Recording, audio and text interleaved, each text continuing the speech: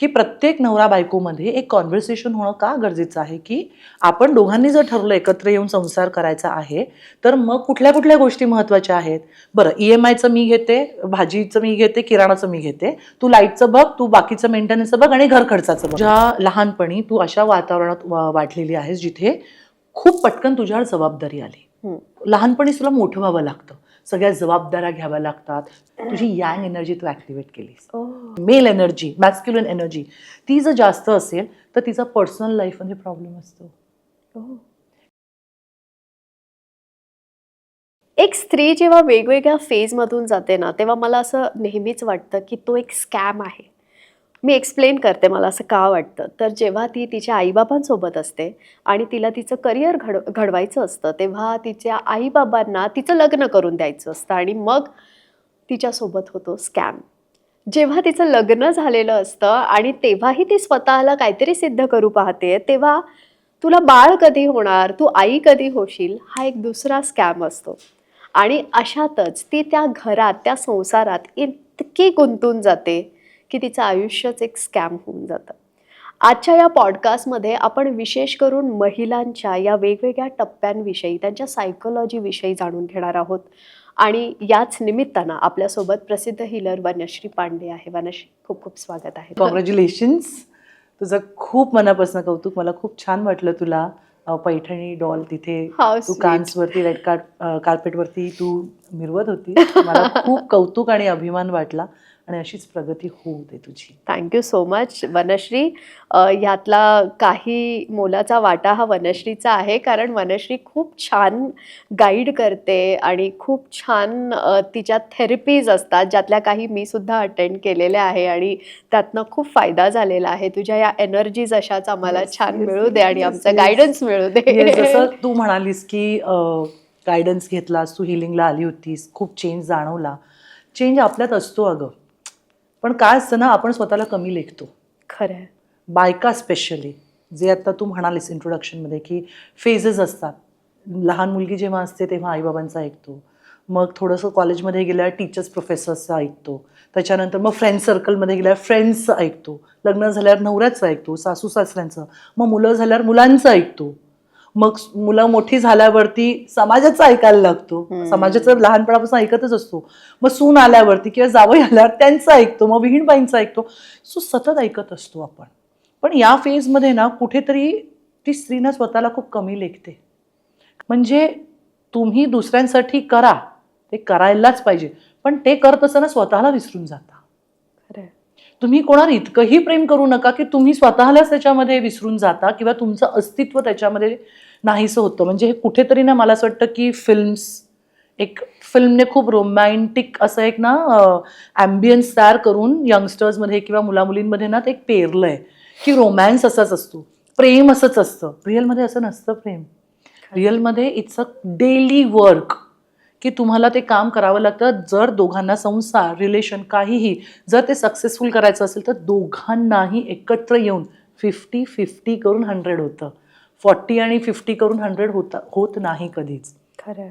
लोकांनी तू सहनशीलताच हवी, तू सोशिकच हवी, तू घरात सगळ्यांचं करायला पाहिजे, तू पाहुण्यांचं करायचं, तू मुलांचं करायचं, तू नोकरीही करायची, तू घरात सगळं पंचपक्वान्न पण करायचं, सणावाराला सगळं नटून थटून रांगोळी पंचपक्वान्न हे अगदी एक योग्य आहे, ठीक आहे. पण ते करत असताना बाईची किती दमछाक होते. तिला कधी नाही कोणी विचारत की मी चहा करून देऊ का किंवा मी जेवण, असे क्वचितच असतील. म्हणजे असं मी म्हणत नाही की नाही आहेत, असे नवरे सुद्धा आहेत किंवा असे फॅमिलीज पण आहेत. पण 80% बायका ज्या आपण बघतो त्या नुसती सकाळी उठल्यापासून ते रात्री झोपेपर्यंत सतत काम करत असतात आणि कुठेतरी तिच्यातली ती हरवून बसते. तिच्यातल्या तिला कधी प्रेम करायचं, कधी जाऊन बाबा तू रिलॅक्स कर, किंवा आपण सेल्फ लव्ह नुसतं म्हणतो जयंती, पण सेल्फ लव्ह नाही करत. सेल्फ लव्ह म्हणजे नुसतं जाऊन पार्लरमध्ये जाऊन तुम्ही ब्लो ड्राय केलं आणि डिस्कोमध्ये जाऊन नाचलात आणि मॅनिक्युअर पेडिक्युअर केलं ते नाही आहे, किंवा मसाज. सेल्फ केअर म्हणजे तुम्ही प्रॉपर खाताय का, तुम्ही स्वतःची निगा राखताय का, हायजीन मेंटेन करताय का, तुम्ही इमोशनल आणि मेंटल ह्या गोष्टींची काळजी घेताय का. किती बायका, मला असं वाटतं पिलो इज युअर फ्रेंड नाव, कारण ते जे अश्रू आहेत ते पिलो, तुम्ही कोणाशी बोलता. माझ्याकडे 2 क्लायंट झाले होते, ते बोलले की मॅम आम्ही ना कोणाला सांगत नाही, आम्ही तुमच्याकडे खूप होप्स घेऊन आलोय, पण आमचा फ्रेंड ना पिलो आहे. उशी. म्हटलं मला ऐकताना असं वाटलं की उशी बोलली हो, कारण कोणाला सांगून जज होण्यापेक्षा त्या उशीवर अश्रू ढाळले की मग ती उशी जवळची वाटायला लागली आहे. म्हणजे मला कधी कधी खूप वाईट वाटतं की माझ्याकडे असंख्य थरातले क्लायंट्स येतात. मला खूप वाईट वाटलं की माणसं इतकी बिझी झाली आहेत की त्यांना एकमेकांशी संवाद साधायला वेळ नाही आहे. ते त्या उशीला उशीशी फ्रेंडशिप झाली तिची इतकी की ती बाहेर जर गेली ना फिरायला ती उशी घेऊन जाते. अरे ती हॉटेलमध्ये जाताना सुद्धा तिच्या बॅगेत ती बोली 4 कपडे कमी असतील चालतील पण मला उशी हवी आहे. सो कुठेतरी मला असं वाटतं की आनंद बाहेर शोधण्यापेक्षा स्पेशली बायकांनी तो आनंद स्वतःमध्येच जर शोधला, एक 10 मिनिटं जरी स्वतःसाठी काढली तरी मला असं वाटतं की जे तुम्ही शोधताय ना ते शोधण्यासाठी जी जी रेस लागलेली आहे किंवा पळताय तिथे एक पॉज असणं खूप गरजेचं आहे. तू बघ बॉलर्स पण मागे जातात, बाण सुद्धा धनुष्यातनं सोडायचं मागे जातो. तर 2 मिनिटं मागे या आणि स्वतःच्या लाईफमध्ये पार्टिसिपेट न करता तुम्ही ऑब्झर्व करा, अंपायर व्हा तुमच्या लाईफचे. खरं आहे. कारण जेव्हा मी स्वतःला ऑब्झर्व करते ना तेव्हा मला असं वाटतं की अरे काय करतेस तू हे. म्हणजे आता फॉर एक्झाम्पल आता तू समजा माझ्याकडे एखाद्या सल्ल्यासाठी आलीस, तू म्हणालीस की अगं नाही गं मला ना घरात जमत नाहीये, मुलांचं पण करा करिअर पण करा, दमछाक होते गं मला, am I a failed mother, am I a failed girl. तर मी तेव्हा तुला समजून सांगेन नाही गं असं नाही आहे जयंती, कर ना तू सगळं वर्क लाईफ बॅलन्स कर, तू काय वाईट आई नाही आहेस, तू अशी नाहीस तशी नाहीस. पण हे जेव्हा मी करते तेव्हा मी माझ्याशी किती हार्श बोलते. अक्कलच नाही तुला, बिंडूकच आहेस, तुला कळत नाही का, लवकर कर का, कारण प्रेशर, सोसायटीचं प्रेशर. तुझं बघितलंस आपण आपलं ॲक्च्युअल नॉलेज लहानपणीच वापरलं आहे. त्याच्यानंतर इन द सेन्स जेव्हा बाळ असतो आपण आईच्या पोटामध्ये असतो, स्पायनल कॉर्ड वगैरे कसा बनतो, पोटातनं आल्यावरती आपण ब्रेस्ट फिडिंगला आई जेव्हा जवळ घेते कसं कळतं, किंवा पालथं पडायचं आहे, रांगायचं आहे, मुवमेंट्स करायचे ते बाळ ते कसं, ते आपल्या आतमध्ये हे सगळं नॉलेज आहे, विजडम आहे, पण आपण त्याचा वापर करत नाही. कारण थोडेसे मोठे झाल्यावरती आई बाबा आजी आजोबा मग शाळेमध्ये गेल्या टीचर्स मुलं हे सगळे शिकवायला लागतात. हे असं कर म्हणजे असं मिळेल, हे असं करू नकोस हे चांगलं नाही, जे की बरोबर आहे. पण काय होतं आपण आपल्याला कुठेतरी हरून बसतो आणि त्या जजमेंट्सनी आपण स्वतःला पण बघायला लागतो आणि आपण कुठेही कमी पडू नये म्हणून तो सतत माज घेऊन वावरतो. खरं आहे. But what we miss is this is our body. And our body is full of love. Our body is full of care, compassion, empathy. But what we do? Stress, anxiety, fear, jealousy, anger, depression. का? कारण की तू एवढे अमुक पैसे नाही कमवलेस, you are not successful. तुझं घरामध्ये 2 वेळेला स्वयंपाक नाही केला, you are not a good wife. तुझं मुलांचं संगोपन चांगलं नाही केलं, घरात बाई ठेवलीस सांभाळायला, तर you are not a good mother. Why this labels? I don't understand. आपण एका विशिष्ट इंडियन आपलं जे आहे ओके, स्पेशली महाराष्ट्रीयन कल्चर, आई बाबा दोघे नोकरी करतायत किंवा बाबाने नोकरी केली आहे, आईने घरात सांभाळलेलं आहे. पण आत्ता if you see in 2026 specifically बायका खूप जास्त कामं करायला लागल्या आहेत. तुझं नोटीस केलं तर बायकांमध्ये मॅस्क्युलिन एनर्जी वाढायला लागलेली आहे. रिस्पॉन्सिबिलिटी खूप जास्त. तू ही कॉन्सेप्ट ऐकलीस का, येन यान? हा म्हणजे बेसिक मला माहिती एक आहे, स्त्री Chinese- पुरुष आणि हा, तो एक balance. सर्कल हा. असतं त्याच्यामध्ये एक ब्लॅक फिश असतं आणि एक व्हाईट White फिश fish असतं. ते चायनीज ट्रेडिशननुसार that they called it yin yang. But आपल्या इथे आपण शिवशक्ती म्हणतो. ओके, सो प्रत्येक स्त्रीमध्ये एक पुरुषाची एनर्जी असते आणि बाईची तर असतेच, आणि आणि प्रत्येक पुरुषामध्ये स्त्रीची एनर्जी असते आणि पुरुषाची पण असते.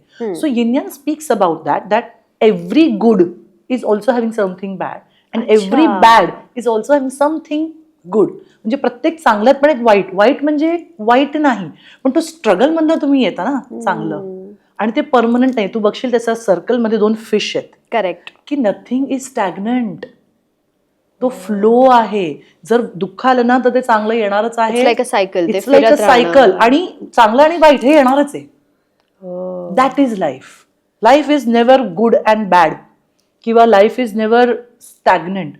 तू जर मग साऊथ पोलला किंवा अंटार्क्टिकाला गेली जिथे 6 महिने दिवस असतो, 6 महिने रात्र, तिथे नाही लोक राहू शकत. तो बॅलन्स, लाईफचा बॅलन्स असणं खूप महत्वाचं आहे. आणि यिन यांगचं महत्वाचं जे सिम्बल आहे त्याच्या मागचा उद्देश आहे की आपल्यातही काही चांगलं आहे आणि वाईट आहे, वाईट आहे म्हणून स्वतःला टॅक्स देऊन ब्लेम करू नका. ते ऍड्रेस करा की ओके माझ्यामध्ये जेलसी इश्यू आहे, या कॉमन भावना आहेत. पण लहानपणापासून ना आपलं कंडिशनिंग स्पेशली बायकांचं असं केलं जातं, असं नाही बसायचं, हे नाही करायचं, ते नाही करायचं. हे अगदी बरोबर आहे, आई बाबा संस्कार लावतात, शिस्त लावतात, हे बरोबर आहे. पण काही घरांमध्ये खूप जास्त प्रमाणात असतं आणि मग काय होतं, ती मुलगी किंवा ती बाई तिला तिची आयडेंटिटी विसरून तिथे टॅग्सवर जगायला लागते. खरं. सो यिन मध्ये काय आहे की तुमच्या आतल्या शक्तीला आधी ओळखा. यिन म्हणजे स्त्रीची एनर्जी, यिन म्हणजे फेमिनिटी आणि यांग म्हणजे मॅस्क्युलिन. सो यिन मध्ये काय आहे, यिन इज मून चंद्र आणि यांग इज सन. ओके. यिन मध्ये क्रिएशन आहे, मृदुता आहे, कोमलता आहे, रात्र आहे, त्याच्यानंतर क्रिएटिव्हिटी आहे आणि यांग मध्ये अथॉरिटी आहे, ऍक्शन आहे, प्लॅनिंग आहे, पुरुषांची एनर्जी. सो पुरुषांमध्ये सुद्धा तुम्ही म्हणताय की ती स्त्री एनर्जी आहे, ज्याला आपण फेमिनिन एनर्जी म्हणतो. येस. तर पुरुषांमध्ये ही फेमिनिन एनर्जी आहे कुठेतरी आणि स्त्रियांमध्ये मॅस्क्युलिन एनर्जी आहे. तर ही मॅस्क्युलिन एनर्जी आणि फेमिनिन एनर्जी ही म्हणजे कशी ओळखायची? म्हणजे फेमिनिन एनर्जी म्हणजे माया, प्रेम, इमोशन्स, ही फेमिनिन एनर्जी आहे. हो. सो यिन मध्ये काय होतं, समजा मी एक एक्झाम्पल देऊन सांगते. समजा तुझ्या लहानपणी तू अशा वातावरणात वाढलेली आहेस जिथे खूप पटकन तुझ्यावर जबाबदारी आली. ओके. काही गरीब परिस्थितीमुळे असेल किंवा काही, आणि मग तुला लहानपणीच तुला मोठं व्हावं लागतं, सगळ्या जबाबदाऱ्या घ्याव्या लागतात, काम करावं लागतं, पैसे कमवायला लागतात की घरी पैसे आणायचे, भावंड आहेत. तुझी यांग एनर्जी तू ऍक्टिव्हेट केलीस. तुझ्या आतमध्ये जी मॅस्क्युलिन एनर्जी आहे ती तू ऍक्टिव्हेट केली. सो जनरली असं बघितलं गेलं, हे पुस्तकांमध्ये सुद्धा लिहिलेलं आहे की ज्या मुलींची यांग एनर्जी, जी पुरुष जी एनर्जी आहे, मेल एनर्जी, मॅस्क्युलिन एनर्जी, ती जर जास्त असेल तर तिचा पर्सनल लाईफमध्ये प्रॉब्लेम असतो. कारण की ती कम्प्लिटली प्रोफेशनल लाईफवर फोकस्ड असते ना. फेमिनिन एनर्जी म्हणजे काय, मृदुता, क्रिएशन, नर्चरिंग. ती काय करते, जाऊन बाहेर पैसे कमवते 12-12 तास, 20-20 तास. मला पैसे कमवायचे, मला घर सांभाळायचंय, मला EMI भरायचे, मला हे करायचं. त्यामुळे कुठेतरी यिंगमध्ये म्हणजे फिमेलमध्ये यांग एनर्जी जेव्हा ऍक्टिव्हेट होते तेव्हा डिझिजेस पण होतात. Because you are not taking care. तुम्ही पिरियड्समध्येही कामं करताय, तुम्ही रेस्ट करत नाहीये. फिमेल बॉडी ही वेगळी आहे. Female body is dominated with oestrogen. आपल्याला पिरियड्स असतात, आपल्याला मेनोपॉज येतो, आपल्यामध्ये हॉर्मोनल चेंजेस असतात. So we need rest. 4 दिवस आपल्याला जेव्हा पिरियड्स येतात तेव्हा आपल्याला पूर्वीच्या काळात माहितीये बाहेर सच अ व्हेरी गुड कॉन्सेप्ट की 4 दिवस आराम कर. पण ते बाकीच्या गोष्टींनी इतकं त्याला वाईट पद्धतीने प्रेझेंट केलं, छुवाछात, की ते नंतर ते संपलंच. म्हणजे पण आता पिरियड्स मध्ये बायका किती कामं करतात, म्हणून एंडोमेट्रियोसिस, PCOD, PCOS, फायब्रॉइड्स किती होतं बायकांना. बिकॉज अगेन सेक्रल चक्र इज क्रिएशन. तुम्ही क्रिएशन, लग्न लेट करतायत, मुलं होऊ देत नाहीयेत. कारण तू जर एक जयंती नोटीस केलं, आपल्या आधीची पिढी, आपले आई बाबा, त्यांनी खूप एक सफर केलं त्यांचं. त्यामुळे त्यांनी आपल्या जनरेशनला खूप इंडिपेंडेंट केलंय मुलींना. खरं. हां, की आम्ही चुकली, तुम्ही नका करू. त्यामुळे काय झालंय, आपण आता इतक्या इंडिपेंडेंट झालोय की आपल्यातली यिन एनर्जी आपण कुठेतरी सप्रेस केली आणि यांग एनर्जीला, म्हणजे हल्ली मुली पण जास्त मॅस्क्युलिन चालल्यात. पण इथे माझी जी सायकोलॉजिस्ट आहे तिच्याशी हे मी डिस्कस करत असताना मला तिने खूप छान सांगितलं. ती बोलली, वनश्री, तुम्ही एकटे असताना जेव्हा ज्या गोष्टी करता that defines your character and personality. लोकांसमोर मास्क आहे ना, but when you are alone, what you do that defines your character and your personality. तर तुम्ही विचार करा, तुम्ही एकटे असताना काय करता. ओके. आता इथे काय झालं, तुम्ही समाजासमोर किंवा लोकांसमोर तुम्ही छान सोफिस्टिकेटेड एक मास्क घालून फिरता, पण एकटे असताना तुम्ही किती इव्हिल आहात किंवा तुम्ही किती छान आहात किंवा तुमचे विचार कुठल्या दिशेनं चालले. That is your character, that is your personality. So yin एनर्जीला तुम्ही सप्रेस केल्यामुळे मुली हल्ली काय वेगळं करतायत ग, पुरुषांच्या कंध्याला कंधा मिळून कामं करतायत, जॉब करतायत, विच इज व्हेरी गुड, पैसे कमवत आहेत. पण त्या ह्याच्यामध्ये ना त्यांची फेमिनिटी कुठेतरी त्यांनी एनर्जी सप्रेस केली आहे. म्हणजे आता हे खूप लोक म्हणतील काय बोलते ही, पण फक्त पार्ट्या करणे आणि 2-2 पर्यंत तुम्ही पार्ट्या करताय आणि कंधे से कंधा मिला के एक्स्ट्रीमली मी खूप फेमिनिस्ट आहे मला, पण कुठेतरी ना आपण आपल्या बॉडीला झेपत नाही तरी कधी कधी गोष्टी करतो आणि थकवून घेतो. कारण पुरुष कसा आहे ना, ऑफिसला जातो, काम करतो, येतो. बायकांना घरातलंही बघायचंय, मुलांचंही बघायचंय, करिअरचं बघायचंय, तिची काळजी घेते, छानही दिसायचं, खूप रिस्पॉन्सिबिलिटीज आहेत. त्यामुळे मला असं वाटतं की तो ना बॅलन्स साधणं, स्त्री असो किंवा पुरुष, हे महत्वाचं आहे. दोघांनी बॅलन्स ठेवा. म्हणजे यानलाच ऍक्टिव्हेट केलंय मग तुमची पर्सनल लाईफ खराब आहे, मग तुम्ही यिनलाच ऍक्टिव्हेट केलंय तर मग बायको किंवा नवरा डॉमिनेटिंग आहे, असं नको. 50 आणि 50 करा म्हणजे 100 येईल. खरं. हेच होतं यान एनर्जी म्हणजे पुरुष. आता पुरुषांमध्ये जर येन एनर्जी जास्त असेल हम्म. तर मग त्याला डॉमिनेटिंग बायको मिळते, तो घरातली कामं करणारा असतो. असे पुरुष पण आहेत, हम्म. स्वयंपाकच करतोय, पोळ्याच लाटतोय, घरच साफ करतोय, असे पण पुरुष आहेत. त्यांच्यामध्ये येन एनर्जी जास्त आहे, त्यांचं प्रोफेशनल लाईफ खराब असतं. पण मग आत्ताच्या काळात मला असं वाटतं की हा बॅलन्स नसला तर संसार टिकणारच नाही नाही ना. ना. कारण आता हा बॅलन्स स्त्री आणि पुरुष हे एकत्र भेटून ठरवतात Correct. आणि त्यानंतरच त्यांचा तो संसार पुढे चालतो की बाबा Correct. तू पण ऑफिसला जाते, मी पण जाते, दोघांनी काम करायचंय, दोघांनी मुलांना पण होत नाही ना, सांभाळायचंय. इगो येतो ना. जर नवरा 3 लाख कमवतोय आणि बायको 3.5 लाख कमवते तर मग इगो आला. त्यामुळे कॉन्व्हर्सेशन होणं आणि कम्युनिकेशन होणं गरजेचं आहे. की प्रत्येक नवरा बायकोमध्ये एक कॉन्व्हर्सेशन होणं का गरजेचं आहे, की आपण दोघांनी जर ठरवलं एकत्र येऊन संसार करायचा आहे तर मग कुठल्या कुठल्या गोष्टी महत्वाच्या आहेत. बरं, EMIचं मी घेते, भाजीचं मी घेते, किराणाचं मी घेते, तू लाईटचं बघ, तू बाकीचं मेंटेनन्सचं बघ आणि घर खर्चाचं बघ. हा जेव्हा संवाद होईल तेव्हा बाईलाही प्रेशर जाणवणार नाही आणि पुरुषालाही नाही, की नाही तर पुरुष इट्स लाईक ATM. कितीतरी बायका घरात बसतात, पुरुष कमवतात. पुरुष इज नॉट ATM यार. तुम्ही पण करा ना. म्हणजे आणि तुला सांगू का जयंती, बायकांना इतकी सुंदर देणगी दिली आहे देवानी की अगदी ओट्यापासून ते कमवू शकतात. तुम्ही पापड लाता, लोणची करा, आणि आता ना इंडियामध्ये पण कुठलंही काम असं वाईट, असं हे छोटं आहे काम असं नाही बघितलं जात. तुम्ही लोणचाचं ब्रँड करा. आता तर ब्रँडिंगचा जमाना आहे भाई, social media, AI and branding. तो तुम करो ना, आचार पापड दो करो, की तुम्हाला फुल नाही फुलाची पाकळी तरी करता येईल. आणि financial freedom is not only to show other that I'm superior than you. When you go out, you meet people. तुम्ही लोकांना भेटता, अरे ही बाई असं करते किंवा हा माणूस असं करतोय, तुम्ही शिकता की मी अजून काय करायला पाहिजे. म्हणजे पैसे जेव्हा कमवता तेव्हा फक्त बँक बॅलन्स तुमचा गोळा नाही होत, तुम्ही माणूस म्हणून पण घडता. तुम्ही आज एकीला भेटलात, तुम्ही इन्स्पायर होता. इन्स्पिरेशन इज व्हॉट, की तुम्ही दुसऱ्याकडनं काहीतरी इन्स्पायर होऊन स्वतःच्या लाईफमध्ये इन्क्लूड करताय. खरं. प्रत्येकाने हा प्रश्न विचारायला पाहिजे की am I adding any value to my life or I am just wasting my life. कारण काय आहे ना, ऑक्सिजन आणि वेळ ही फ्री आहे, ती अशी जाते, ती लोकांना कळत नाही. आणि सडनली कळतं, अरे मी 50 की हो गई, मी 60 की हो गई, पूर्ण आयुष्यात काहीच केलं नाही. सो इथे मुद्दा असा आहे की तुम्हाला तुमच्यातली यिन यान एनर्जी जर तुम्ही बॅलन्स केली तर मग ती स्त्री असो किंवा पुरुष, मला ना जेंडरपेक्षाही ना तुम्ही स्वतःला कसं घडवताय. Do you know your self? तुम्ही स्वतःला ओळखताय का? तुम्ही स्वतःलाच ओळखत नाही आहात तर मग तुम्ही जगणार काय? मग हा वादच राहणार नाही ना स्त्री आणि पुरुष. जर तुम्ही इक्वलीच येऊन काम केलं, किती ब्युटिफुल आहे. यिन एनर्जी इज क्रिएशन आणि Yang energy is taking action. दोन्ही एकत्र आल्यावरती म्हणजे घरात घर सजवेल बाई छान, आणि कामही करेल, आणि नवरा जो आहे तो कमवून आणेल, तोही कॉन्ट्रीब्यूट. का नाही असं होत की चलो मंडे टू फ्रायडे आपण बिझी असतो, सॅटर्डे संडेला का नाही एक वेळ तुम्ही बाहेरनं मागवा किंवा जा, एक वेळ आपण एकत्र म्हणून स्वयंपाक करूया. की चल तू पोळ्या लाट, मी भाजी करतो, आणि मी ताटल्या मांडतो, जेवणाचं ताट मांडतो, आणि तू धुवून टाक.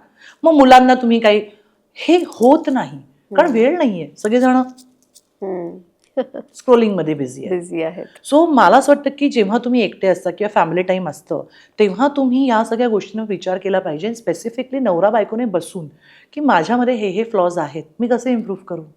किंवा मला असं वाटतं की मी इथे ना खूप डॉमिनेटिंग होतीये, मी कसं ते टेम डाऊन करू. किंवा मला ना जमत नाही यार, नोकरी जमत नाही, मी नोकरी सोडू का, मी काहीतरी एक बिझनेस करते, तू सपोर्ट करशील का. हे संभाषण व्हायला पाहिजे. कम्युनिकेशन खूप गरजेचं आहे. कम्युनिकेशन म्हणजे मग स्त्री असो किंवा पुरुष, कम्युनिकेशन होणं खूप जास्त गरजेचं आहे. आणि स्पेशली बायकांना तर सांगेन की ॲटलिस्ट 5 मिनिटं स्वतःला आरशात बघा, स्वतःशी बोला. तू कोण आहेस, तू आई, बहीण, बॉस, मावशी, काकू, आत्या असशील, पण त्याआधी तू आहेस ना. तू तुझ्यातलं तुलाच ओळखत नाही, कारण जन्मापासून मृत्यूपर्यंत एकच व्यक्ती तुझ्या बरोबर आहे. इनफॅक्ट आता रिसेंट एका पॉडकास्टमध्ये अभिनेत्री कियारा अडवाणी तिने सुद्धा या गोष्टीचं कन्फेशन केलेलं आहे हो. की मी इतकं काही लोकांसाठी केलंय, इतकं काही करते की मी स्वतःला विसरून कधीच मी विसरून गेले. मी माझ्यासोबत मी कोण आहे आणि माझं माझ्याशी काय नातं आहे याला मी कधीच महत्त्व दिलं नाही. कारण सोसायटीने टॅक्स दिलेत ना. मी जर असं वागले, मी जर स्वतःला मेकअप करून जर छान ठेवलं तर लोक म्हणतील काय नटवी आहे, ही स्वतःमध्येच असते. हा, ह्याचं भान मलाही ठेवलं पाहिजे की मी सतत तेच नाही करायला पाहिजे. खरं. देखो आप जो भी कर रहे ना उसमें आप रहो बट बहो मत, ड्वेल मत करो उसमें. दोघांना हे ना भान ठेवणं, अवेअरनेस मध्ये जगणं खूप इम्पॉर्टंट आहे. जे अवेअरनेस मध्ये राहत नाहीत लोक, ती जे म्हणाली होती की तिने स्वतःला वेळ दिला नाही. आपण ना नाती टिकवताना स्वतःशी असलेलं नातं विसरून जातो. आणि मग मी जर असं काही केलं तर मग समोरच्याला काय वाटेल. आपण दुसऱ्यांसाठी, जसं मी म्हटलं, आपली ही बॉडी आहे, पण आपण बॉडी म्हणून बघतच नाही. खरं. स्ट्रेस, एन्झायटी, अँगर, frustration, depression, EMI, burden, you are not that. You are Jayanti, I am Vanashree. एक एनर्जी आहे, त्या एनर्जीने ही बॉडी ॲज अ टेम्पल, एक देऊळ म्हणून निवड केलेली आहे. आणि ही एनर्जी तुमच्या श्वासावर चालली आहे. अगेन, यिन यान इज इडा पिंगळा ऑल्सो. शिव शक्ती, की आपण प्राणायाम करतो त्याचं महत्व काय, की तुमची बॉडी बॅलन्स होते. हे आपल्याला कोणी शिकवत नाही. आयुष्यामध्ये असे धक्के येतात आणि मग तुम्ही जर धक्के आल्यावर अध्यात्माकडे जाता तेव्हा या गोष्टी शिकता तुम्ही. पण आपण आध्यात्मिकच आहोत. We are spiritual being. पण जोपर्यंत ते धक्के येत नाही आपण स्पिरिच्युअलिटीकडे जात पण नाही. आणि तुमचे कर्माच असतात ना. तुमचे जे कर्म आहेत ते तुम्हाला भोगल्याशिवाय तुम्ही इथपर्यंत पोहोचू शकत नाही. पण प्रत्येक स्त्री असो किंवा पुरुषांनी सुद्धा, इथे मी काय बायकांचीच नाही बाजू घेते, पुरुषांनी सुद्धा जबाबदाऱ्यांचं ओझं इतकं पण घेऊ नये की त्यांचं स्वतःचं अस्तित्व त्याच्यामध्ये राहत नाही. अरे ठीक आहे, बाबा आहे, काका आहे, मुलगा आहे, but that doesn't mean you have to take the burden. मग फ्रोझन शोल्डर होतो, शोल्डरला शोल्डरचे चक्र. आपल्या या स्ट्रेस, एन्झायटी आणि या गोष्टींचा आपल्या शरीरावर तसा परिणाम होऊ शकतो. ज्यांना फ्रोझन शोल्डर किंवा खांदेदुखी किंवा स्पॉन्डिलायटिस असतो त्यांना असं वाटतं की सारी दुनिया का बोझ हम उठाते हैं. अच्छा, म्हणजे खूप जास्त रिस्पॉन्सिबिलिटीचं मेको प्रेशर करणार, मला करायचंय, मी नाही केलं तर इथे काही होणार नाही, माझी जबाबदारी आहे. हे बर्डन घेऊन जो माणूस चालतो त्याला स्पॉन्डिलायटिस आणि खांद्यांचे दुखणी लागतात. ज्या लोकांना वाटतं की मी सगळं सप्रेस करते, म्हणजे असं एक म्हण आहे ना की जो शांत असेल तो मॅच्युअर असेल, किंवा हा खूप शांत आहे, सुलझाव आहे. नो, ही सप्रेस्ड, व्यक्त होत नाहीये. अंदर से डेड है. आपले स्ट्रेस, आपले दुःख, आपले प्रॉब्लेम्स व्यक्त करत नाही. कारण त्याला असं वाटेल की मी जर बोललो तर मी वीक म्हणून दिसेन. आणि मग त्याचा परिणाम काय होऊ? थायरॉइड. तुमचा थायरॉइड ग्लँड आहे की तुम्ही बोलूच शकत नाही आहात, तुम्ही सप्रेस करताय किंवा तुम्हाला खोटं बोलावं लागतंय, मास्क घेऊन जगावं लागतंय. बरेचसे पुरुष माझ्याकडे पुरुष क्लायंट पण येतात खूप, की बायकोसमोर काही चालत नाही, मग आम्ही ना लक्षच देत नाही, मी बाहेर जातो मित्रांकडे, मग त्यांच्या पार्ट्या चालतात 3-3 पर्यंत. हे पण चुकीचं आहे. म्हणजे ते स्त्री आणि पुरुष असं नाही आहे. A very nice line I would like to say here, sun and moon shines but differently. हो, ॲब्सोल्युटली. की स्त्री आणि पुरुष तेवढेच महत्वाचे. दोघंही एकाच नाण्याच्या दोन बाजू आहेत. आणि त्या जेव्हा एका लेवलला येतील ना, तेव्हा I think life will become more beautiful and more nicer. Because पुरुष सुद्धा सप्रेस करतात. आता ज्या बायका बोलत नाहीत आणि मनात ठेवतात आणि लॉंग टर्म ग्रीफ असतं ज्यांना, ओके, त्यांना ब्रेस्ट कॅन्सर होतो कारण त्या बोलू शकत नाहीत. त्यांना राग, अँगर ज्यांना असतो त्यांच्या किडनीज खराब होतात. सो हे आपल्याला शाळेत आजार पण आहेत, याचं कुठेतरी सायकोलॉजिकली ही कनेक्शन आहे. कारण आपण 5 सेन्सेस मधून जे अनुभवतो आणि जे बघतो ते टाकतेस कुठे तू आत. मग मला पाठदुखीचा त्रास असतो सतत. अपर, मिड की लोअर? अपर. सारी दुनिया का बोझ हम उठाते हैं. आहे बरोबर की मैं रिस्पॉन्सिबल हूँ. मला घर पण सांभाळायचंय, मला नोकरी पण सांभाळायची, मला हे पण करायचंय, मला फिट पण राहायचं, मला सगळं करायचं. पण त्याच्यामध्ये जयंती कुठे? त्याच्यामध्ये जयंतीकडे 5 मिनिटं तरी असा मला सांग दिवसातला वेळ ज्याच्यामध्ये तू स्वतःला बघून म्हणते की यार गुड, थोडंसं थांब. It's okay to take a pause ना. म्हणून तर 12 तासांनी सूर्य जातो आणि चंद्र येतो ना. सतत सूर्य राहिला तर आपली अंगाची लाही होईल. चंद्र पण पाहिजे, चंद्राचं काम शीतलता. म्हणून आपल्यातली फेमिनिन एनर्जी बॅलन्स ठेवा. यंग एनर्जी पण बॅलन्स ठेवा मॅस्क्युलिन. कारण एक स्त्रीने तर झाशीची राणी किंवा अहिल्याबाई होळकर वेळोवेळी, आणि कसं आहे ना, ह्या एनर्जीज ना तुम्हाला कधी ऍक्टिव्हेट करायच्या त्याही कळतायला पाहिजे. आता समजा बाहेर अशी काही परिस्थिती आहे की काहीतरी प्रॉब्लेम झालाय, सिच्युएशन आली आहे, आणि त्याच्यात तुम्ही मूळ राहिलात तर नाही, तिथे जर जाऊन करायचं ऍक्शन तर करायला यायला पाहिजे तुम्हाला. सो यू शुड नो की तुमचं यंग कधी ऍक्टिव्हेट करायचं आणि यिन कधी ऍक्टिव्हेट करायचंय. नाहीतर मग तुम्ही ज्या ठिकाणी बोलायला पाहिजे तिथे बोलणार नाही, लोक तुमचा फायदा घेऊन जातील. आणि ज्या ठिकाणी नको बोलायचं तिथे बोलाल तर तुमची बदनामी होईल. So it is so important to know your self. And to know your self you have to sit with your self. And you have to think की ही माझी बॉडी आहे. दिलेले टॅग्स इज नॉट जयंती और वनश्री. मी actual I am a love, I am compassion, I am empathy. आणि आपण इथे शिकायला आलोय, इव्हॉल्व्ह व्हायला आलोय आणि द्यायला आलोय. पण आपण कुठे अडकतो? पहिलीच पासून पहिला रँक आण. तो ना जॉगिंगला जातो बघ, तो सायकल चालवतो, तो पेंटिंग करतो, तो इंजिनियर झाला, तो डॉक्टर झाला, तू काय बावळटच आहेस झालं. मग त्या व्यक्तीला जन्मपासून मी बावळटच आहे, डिमोटिवेट होऊन जातो ती व्यक्ती. मग तो पुढे जाऊन सक्सेस त्याला मिळत नाही. आणि मग त्याला आजार पण काय येतं? Because negative. सी, तुम्ही जितकं निगेटिव्ह विचार करता तेवढं तुमच्या बॉडीमध्ये कॉर्टिझॉल प्रोड्यूस होतं. कॉर्टिझॉल तुम्ही सतत, आता हा स्टुडिओ जर आपण 1 वर्ष साफ नाही केला तर इथे काय होईल? सगळी धूळ. ऑफकोर्स. एक्झॅक्टली विचारांचं तसंच आहे ना. आणि इमोशन्स, तुम्ही एकच विचार सतत करता, तुमच्या बॉडीला काय होणार? कॉर्टिझॉल येणार. Body is filled with hormones. आणि जर तुम्ही 6 महिने कॉर्टिझॉल घालत राहिलात तर तुमच्या बॉडीतला विकेस्ट पार्ट जो आहे तिथे जाऊन ती एनर्जी खराब होणार आणि तिथे डिझीज निर्माण होणार. Because your life is not at is, you invite disease. आणि मग आपण डॉक्टरांकडे पळतो की अरे हे झालं ते झालं. पण तुम्ही जेव्हा कचरा टाकत होता तेव्हा भानच नव्हतं. So healing is awareness. So तुमच्यातलं यिन आणि यान बॅलन्स असणं खूप गरजेचं आहे. बायकांसाठी मी हे सांगेन की तुम्ही करा काम. बायकांना देणगी आहे, they are all rounder, they are multitasker, and I am proud of every and each women. But at the same time थोडा पॉज घेणंही गरजेचं असतं. अत्याचार सहन करणं म्हणजे तुम्ही सोशिक आहात, सहनशील आहात आणि खूप काहीतरी ग्रेट आहात नाही. तुम्ही स्वतःवरती इनजस्टिस करताय.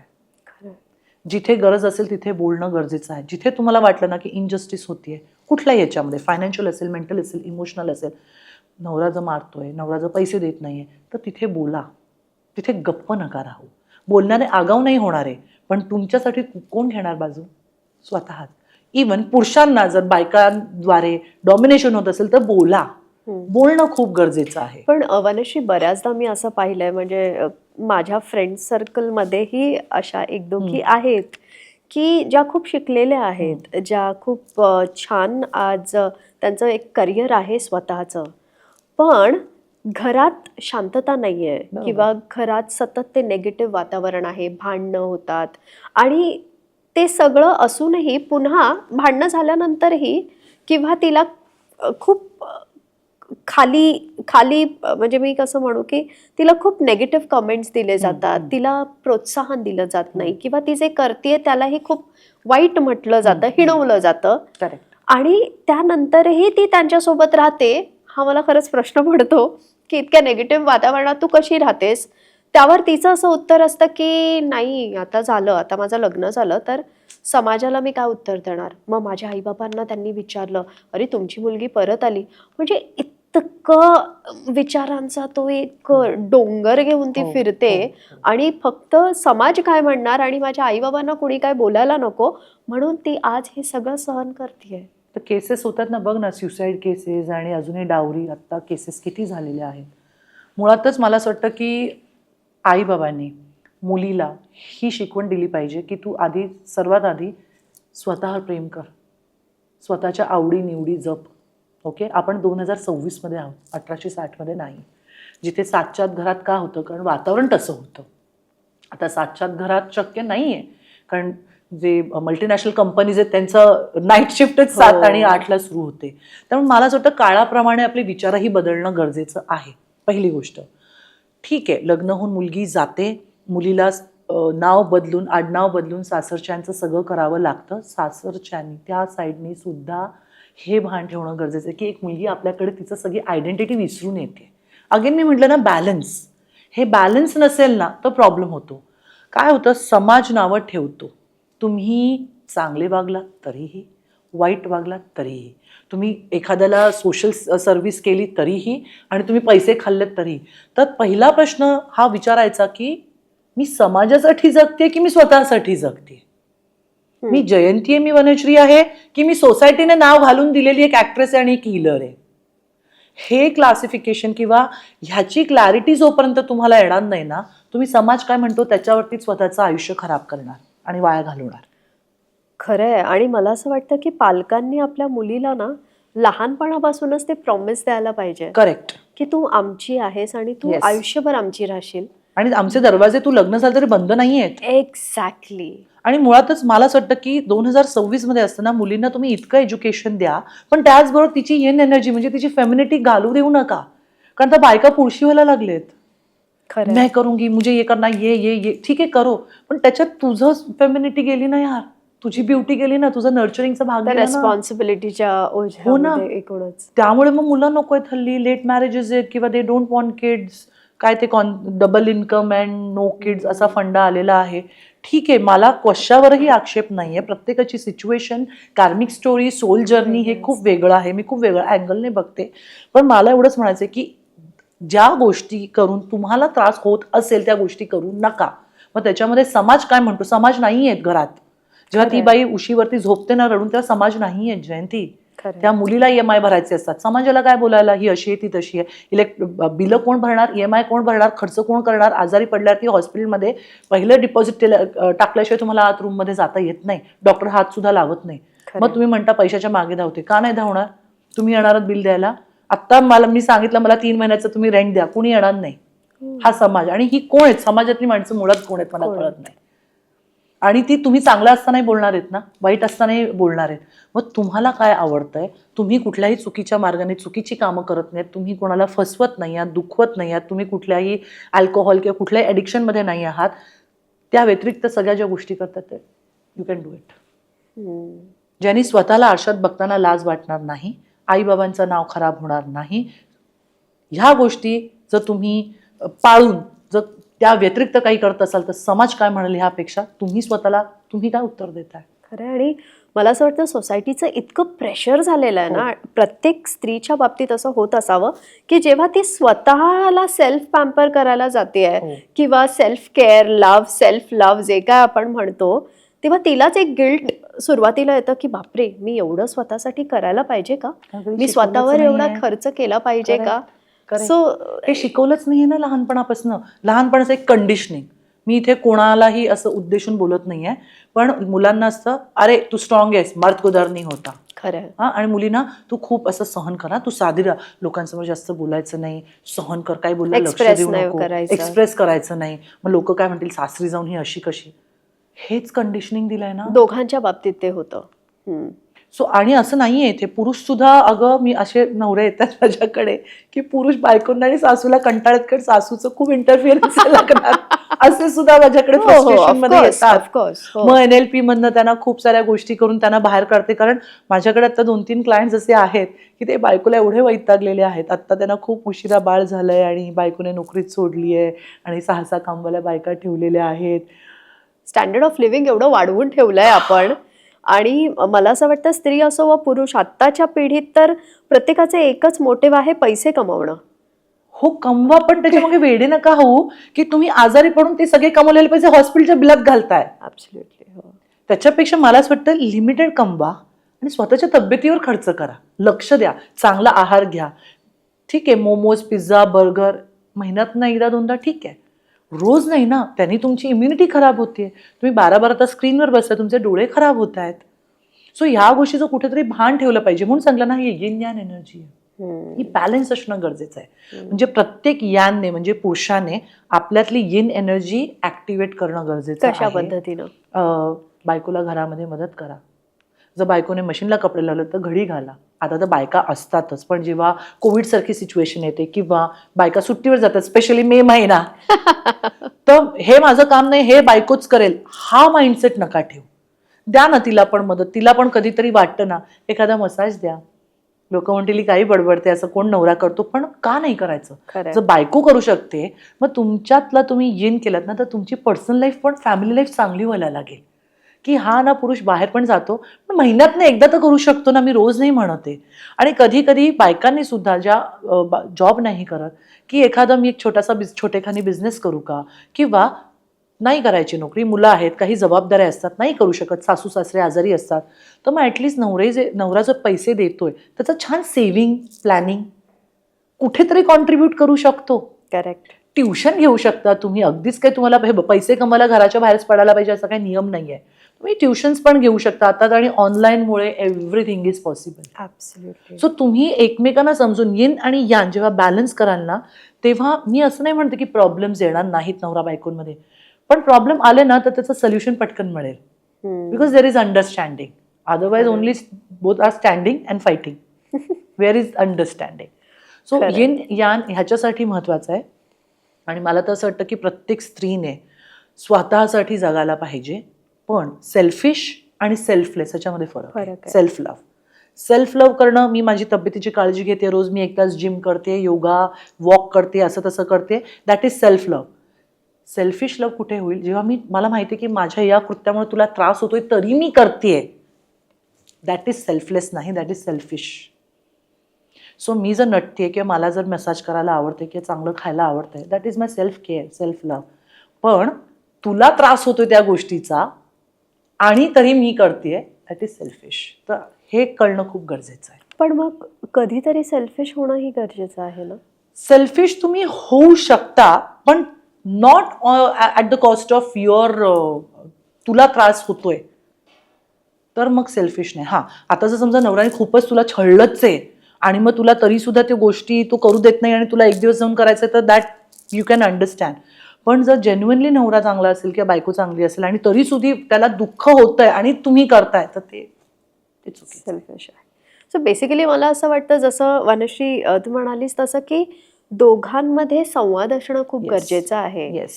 तिला काय वाटतं आणि त्याला काय वाटतं हे एकमेकांना सांगणं गरजेचं आहे. अदरवाईज आपण प्रत्येक वेळी एकमेकांना फक्त जज करत राहतो. काय जज आणि एक्झॅक्टली की नाही हे ना असंच असेल आणि हे तसंच असेल आणि याच गोष्टींवर सगळ्या. सिम्पल. आता आपल्या दोघींमध्ये मी 6 काढलं तर तुला 9 दिसतोय, मला 6 दिसतोय, पण मग कोण चूक कोण बरोबर?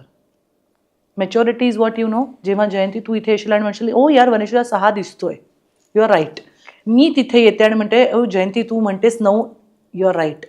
No one is right, no one is wrong, every one is different. Correct. तू जर माझ्यासाठी तू बदलावंस ही जर माझी अपेक्षा आहे, तू जर मला सांगितलं मी बदलेन का? हा ज्याने त्यांनी प्रश्न विचारावा. बायकांना वाटतं नवऱ्याने बदलावं, पण मग जेव्हा नवरा म्हणतो की तू बदल, तेव्हा बायका किती बदलतात? So balance, again yin yang, balance. ज्यांना तो बॅलन्स करायचा असेल त्यांनी सन एनर्जीमध्ये मेडिटेशन करावं, मून एनर्जीमध्ये मेडिटेशन करावं. सन वॉटर, मून वॉटर चार्ज म्हणजे सूर्यामध्ये कोवळं ऊन. हां, सकाळी 2 बाटल्या, येल्लो कलरची एक काचेची बाटली घ्यायची, ती तुमच्या किचन जिथे ऊन येतं सकाळी 9च्या आधीचं ऊन, त्याच्यामध्ये ते पाणी चार्ज करायचं आणि ते प्यायचं. ज्यांच्यामध्ये यिन एनर्जी खूप जास्त आहे, म्हणजे फेमिनिन एनर्जी जास्त आहे, त्यांनी त्यांची यांग एनर्जी वाढवण्यासाठी हे करू शकता. आणि ज्यांच्यामध्ये यिन एनर्जी कमी आहे, यांग एनर्जी जास्त आहे, त्यांनी मून लाईटमध्ये म्हणजे चंद्राच्या म्हणजे त्यांच्यामध्ये यिन एनर्जी येईल ते पाणी प्यायचं मग दिवसभर. सो ही खूप सोपी टेक्निक आहे. तुम्ही चेहऱ्यावरती स्प्लॅश करू शकता, आंघोळीच्या पाण्यामध्ये मिक्स करू शकता. अल्टिमेटली तुमचा ऑरा पण आहे गं. सांगू का, एक छान गालीच्या वेगवेगळ्या धाग्यांनी, वेगवेगळ्या रंगाच्या धाग्यांनी विणलेला असतो. आपण एक जी बॉडी आहे ती वेगवेगळ्या अंगांनी सजलेली आहे. त्याच्यामध्ये मेंटल आहे, इमोशनल आहे, फिजिकल आहे, स्पिरिच्युअल आहे. जेव्हा या सगळ्या गोष्टी, ऑरा आहे, चक्रा आहे, तुमचा माइंडसेट आहे. Knowledge is to know something.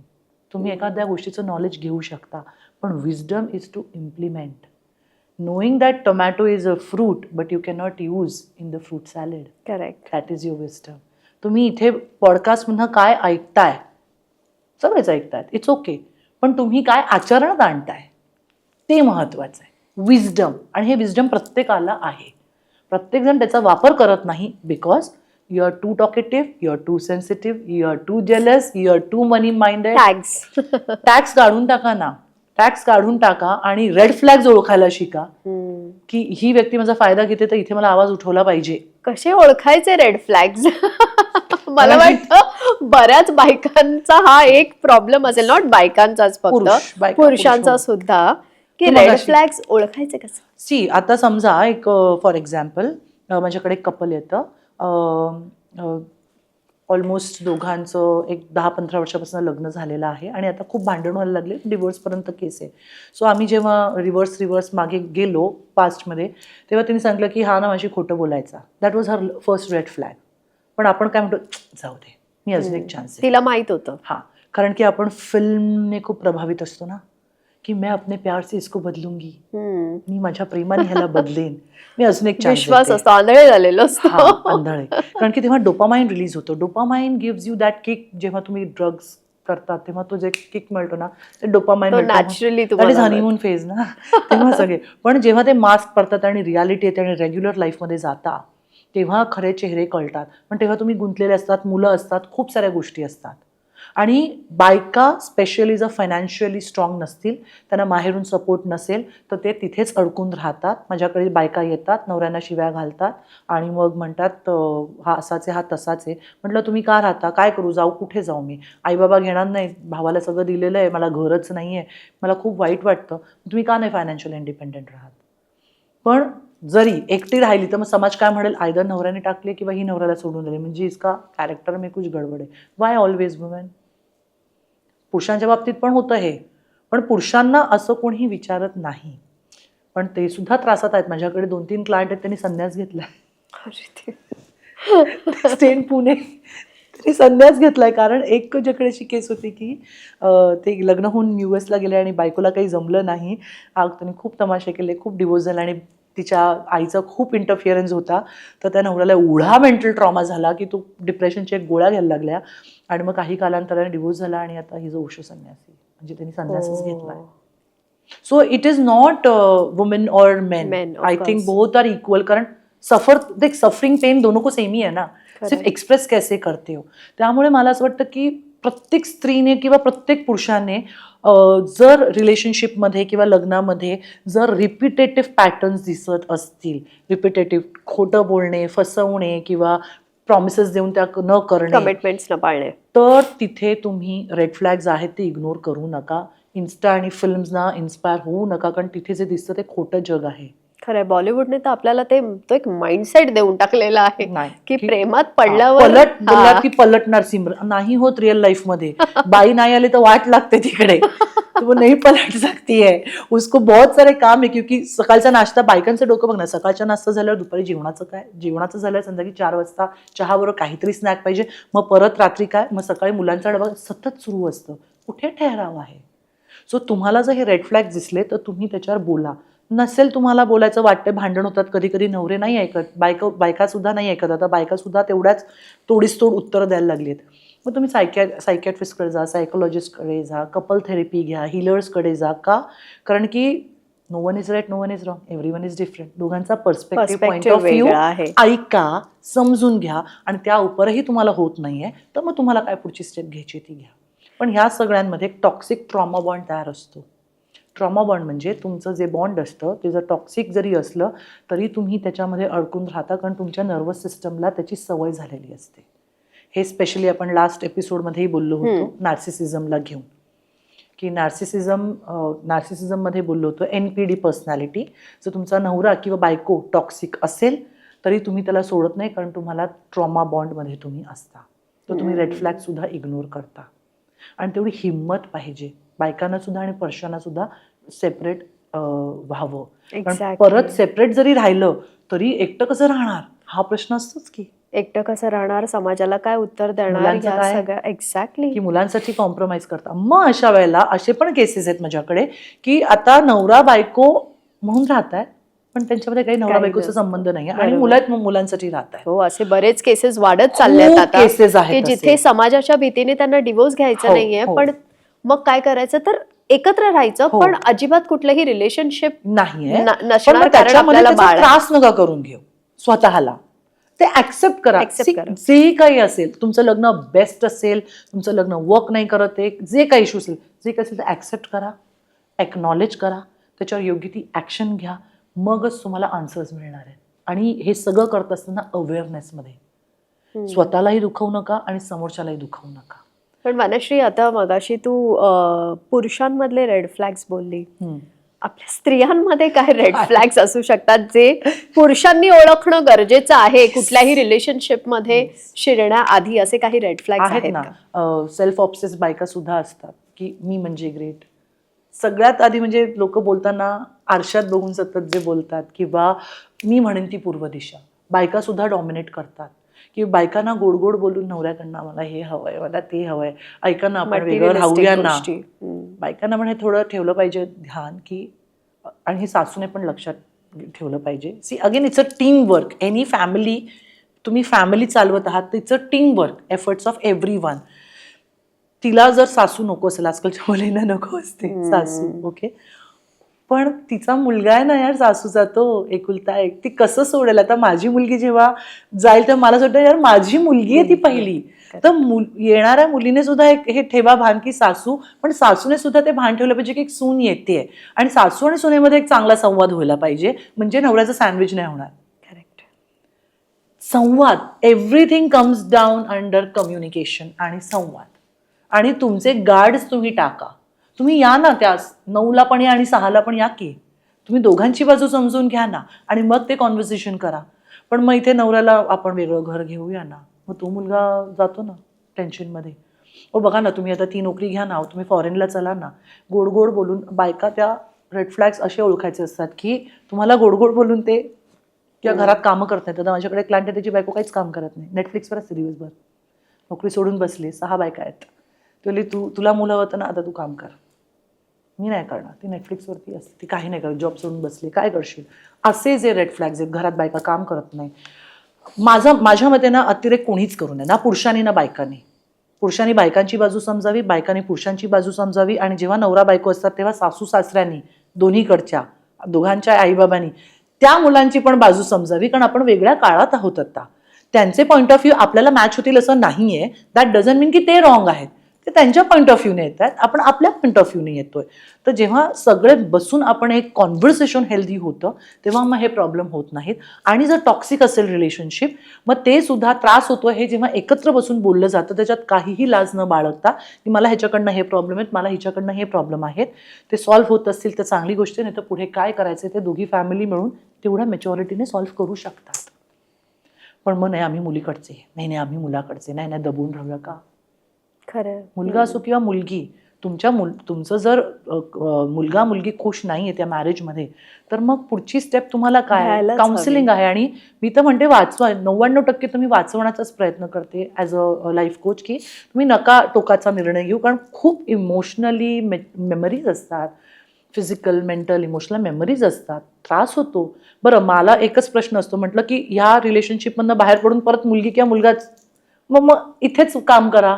आणि जर अगदी नाहीच होते तर मग तुम्ही पर्याय निवडा. पण जेव्हा हजबंड वाईफ म्हणून तुम्ही एकत्र येता, तेव्हा तुम्ही हे विसरू नका की आधी मी एक व्यक्तिमत्व वेगळं वनश्री जयंती आहे. खरं. लग्नामध्ये जाऊन मी बायको होण्याआधी मी एक वनश्री आहे, मी एक मुलगी आहे, मी एक ऍक्टर आहे, मी एक हिलर आहे. ती ओळख विसरू देऊ नका. ती ओळख विसरतात बायका, आणि म्हणूनच मग बायका एक मूल झालं की मग घरी बसतात. आणि मग ते मूल मोठं झाल्यावर बाहेर गेल्यावरती त्यांना लिटरली दे आर मॅड, कारण अख्खा आयुष्य त्या मुलाभोवती असतं, नवऱ्याभोवती असतं. 50शीला आल्यावरती काहीच नाही. 50शीला तिला मग डिप्रेशन यायला लागतं की काय करू. म्हणून मला असं वाटतं की काहीतरी तुम्ही बिझी राहणं खूप गरजेचं आहे. काहीही करा, तुमचा छंद जोपासा तुम्ही. आणि ते करत असताना फॅमिली म्हणजे ते रेल्वे ट्रॅक कसा असतो, दोन्हीकडे बॅलन्स, दोन्हीकडे बॅलन्स, आणि मध्ये एक ते लाकूड असतं, बरोबर. तो तुम फॅमिली भी अच्छे से रखो और तुम्हारी मेंटल हेल्थ इमोशन सेल्फ भी अच्छा करो. आणि ते कसं होईल, स्पिरिच्युअल मेडिटेशन किंवा EFT, बऱ्याचशा गोष्टी आहेत ज्यांनी तुम्ही समतोल राखू शकता, की तुम्ही इथेही करताय. 50+50 इज 100. खूप महत्वाचं आहे जयंती. 2 स्टोरीज सांगते छोट्या, ज्यांनी आपल्या प्रेक्षकांना सुद्धा मदत होईल. सो 2 फ्रेंड्स असतात, ते जंगलातनं जात असतात. दोघांनाही साप चावतो. एक मुलगा बसतो खाली, सुरी काढतो त्याच्या बॅगेतनं, आणि जिथे जखम झाली, चावला साप, तिथे तो कोरून ते सगळं विष काढतो. त्याला खूप दुखतं, यातना होतात, पण तिथे फडकं बांधतो आणि औषध लावतो आणि तिथेच बसतो. ओके. दुसरा आहे ना, साप चावला, कुठे गेला तो शोधण्यासाठी त्याच्या मागे जातो. आणि एका पॉइंटला तो मरतो आणि त्याला सापही मिळत नाही. म्हणजे रिव्हेंज घ्यायला तो त्याच्या मागे धावतो. सो रिव्हेंज घेऊ नका. कोण माझ्याशी कसं वागलं ह्यापेक्षा मी माझ्यामध्ये काय हील करायला पाहिजे म्हणून मी अट्रॅक्ट केलं, हे महत्वाचं आहे. सो हे खूप महत्वाचं आहे की तुम्ही समोरच्याला दाखवण्यासाठी नका जगू, तुम्ही स्वतःसाठी जगा. तुमच्यातले फ्लॉज तुम्ही लिहा, तुम्ही एक लिस्ट बनवा की मला काय हवं आहे, what I want to feel and what I don't want to feel. मग त्या आय डोंट वॉन्ट टू फीलची एकदा लिस्ट डोक्यात ठेवा की हे मला नकोय, तर मला तर काय हवं, I want to feel happy, joyous, abundant. तुम्ही त्याच्यावर फोकस करा, तुमच्या ब्रेनला तसं ट्रेन करा. So I have a beautiful programme called train your brain, okay. की ज्याच्यामध्ये 21 दिवस तुम्हाला एक्सरसाइजेस देते मी आणि त्याच्यामध्ये तुमच्या ब्रेनचं रिवायरिंग होतं. की लोकांना बदलू नका, लोक नाही बदलणार आहेत आपल्यासाठी. चेंज हा आपल्या आतमध्ये तुम्हाला घडवावं लागणार आहे. कारण तुम्ही एकदा बदललात की सगळं जग बदलणार आहे, because you become a magnet. Right now everyone is a chaser and chaser are never a chooser. पण when you become a magnet, तुमच्या फ्रिक्वेन्सीची लोक, अपॉर्च्युनिटीज तुम्ही अट्रॅक्ट करायला लागता. त्यामुळे स्वतःला हील करा, कोणाचाही अत्याचार सहन करू नका. कोण काय बोलतंय ह्याच्यापेक्षा तुम्ही स्वतःशी काय बोलताय, तुमचं तुमच्याशी असलेलं संभाषण किती महत्वाचं आहे ते जाणून घ्या. एक मंक असतो छोटासा, ओके, तो त्याच्या गुरुला म्हणतो, तो एका ह्याच्यामध्ये असतो गुरुकुलमध्ये, की इथे ना खूप टॉक्सिक लोक आहेत आणि इथे खूप कलकलाट आहे, तर मला ना या शाळेमधनं जाऊन मला कुठेतरी वरच्या हिमालयाच्या शाळेमध्ये टाका. तर तो म्हणतो का, असं का म्हणतो तुला, नाही मला हे सगळं सहन होत नाहीये. तर तो त्याचा जो गुरु असतो तो म्हणतो एक काम कर, तुला मी पाठवतो, उद्या एक काम करायचं, उद्या एक एक्सरसाइज देतो, एक चमचा घ्यायचा आणि त्याच्यामध्ये पाणी टाकायचं आणि एकही थेंब खालती न पाडता सांडता तू या पूर्ण स्कूलला आपल्या एक चक्कर मार. तर तो म्हणतो एवढंच ना, हे केलं तर मला पाठवशील ना वर. तर त्याला काही कळत नाही, तो म्हणतो ठीक आहे ठीक आहे ठीक आहे. हा दुसऱ्या दिवशी उठतो स्टुडंट, चमचा घेतो त्याच्यात पाणी आणि एकदम केअरफुली की एकही थेंब सांडणार नाही म्हणतो, पूर्ण शाळेला दिवसभरात तो चक्कर घालतो आणि त्याच्या गुरुकडे येतो. तर मग तो गुरुना म्हणतो, हे बघा मी एकही हे केलेलं नाहीये, थेंब सांडलेला नाहीये, तो इट्स अ अचीवमेंट, सो आता मी तिथे जातो. मग गुरु विचारतो शिष्याला की तू हे सगळं करत असताना टॉक्सिक लोक नव्हती का, लोक तुझ्याविषयी बोलत नव्हती का, तुला त्रास देत होती ना, तुला वाटेल त्या नावाने बोलत होती ना, तुला हो ते सगळं ऐकू येत होतं, पण माझं लक्ष तिथे नव्हतंच, माझं लक्ष त्या चमच्यावर होतं की ते पाणी पडू नये. It is not about the place, it is not about the people, it is about your focus.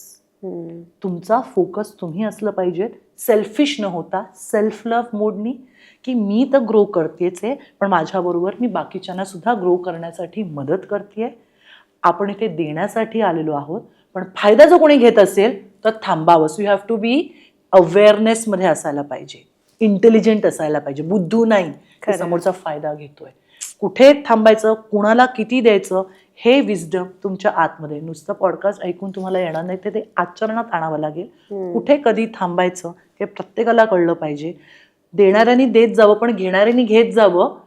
फायदा नाही, बॅलन्स वे नाही. क्या बात आहे. मला असं वाटतं की ह्या पॉडकास्टमधनं अनेकांना खूप टेक अवेज मिळणारच आहेत. पण जर खरंच तुम्हाला खऱ्या अर्थानं तुमच्या त्या कन्सर्न्सना, त्या प्रॉब्लेम्सचे सोल्युशन्स हवे असतील, तर मला खरंच वाटतं की no one other than healer Vanashree. Vanashree, thank you so much. म्हणजे इतक्या आपुलकीने तू इतक्या छान पद्धतीनं अनेकांचे सहज प्रॉब्लेम्स सोडवतेस. आणि आपण अनेकदा पॉडकास्ट करतो किंवा रील्स टाकतो किंवा शॉर्ट्स टाकतो, इतके छान कॉमेंट्स असतात त्या खाली, की म्हणजे हा पॉडकास्ट त्यांच्यासाठी खरं तर एक थेरपीच असते. आणि ही फ्री थेरपी तू अनेकदा लोकांना नॉलेज देत असते. We can give, wisdom they have to implement. And past is gone, विसरून जा. Future we don't know, but a beautiful gift जे देवाने दिलंय दॅट इज कॉल्ड प्रेझेंट. तर हे प्रेझेंट आहे ना, स्वतःला द्या. स्वतःतल्या त्या व्यक्तिमत्वाला, स्वतःतल्या त्या ऊर्जेला आणि स्वतःतल्या इतकं सुंदर लाईफ मिळालंय आपल्याला, की मला असं वाटलं दुःख सुद्धा सेलिब्रेट करा, प्रॉब्लेम सुद्धा सेलिब्रेट करा. कारण येन यान सतत फिरतंय. Nothing is permanent, change is constant. So आज जर प्रॉब्लेम आहे तर उद्या तुम्हाला एकदम विक्ट्री मिळणार आहे. आणि विक्ट्री आहे म्हणून चढून नका जाऊ, कारण प्रॉब्लेम पण येणार आहे. त्यामुळे आहे त्याचा माज नाही, नाही त्याची लाज नाही. मस्त जगा. क्या बात आहे. Thank you so much Vanashree. Thank you. Thank you.